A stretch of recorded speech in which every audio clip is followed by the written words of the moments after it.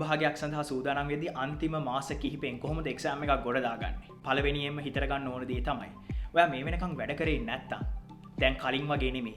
හොඳට බැහැලා මහන්සි වෙලා කැප වෙලා වැඩ අනිවාර්යෙන් කරන්නම ඕනේ. ඒක තමයි පළවෙනි එක. ඒක රියලයිස් කරගන්න ඕනේ. දෙවෙනි එක තමයි කොහොමද මේ අඩු කාලෙන් සබ්ජෙක්ට් එකේ සිලබස් එකත් කවර් කරගෙන ප්‍රශ්නත් කවර් කරගෙන එක්සෑම් එකට රෙඩි වෙන්නේ.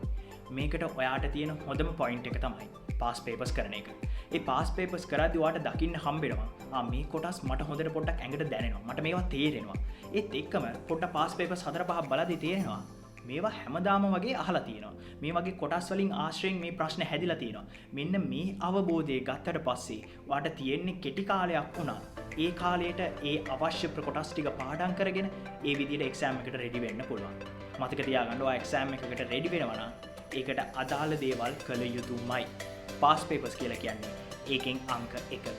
ඒක නිසා කෙටි කාලයකින් ඔයා එක්සෑම් එකක් ලියන්න බලාපොරොත්තු වෙනවා නම් මේ වෙනකන් ලොකුට පාඩම් කරලත් නැත්නම් කාලය වෙන් කරගන්න මුලින් ඉඳන් අර චුට්ටක් බලාගෙන සිලබස් එකේ ටච් එකේ යන්න. ඒත් එක්කම පේපර්ස් බලලා ඒවල තියෙන්නේ මොනවද කියලා බලලා ඒවා සම්බන්ධ විෂය කොටස් ටික හොඳටම පුළුවන් කරගන්න.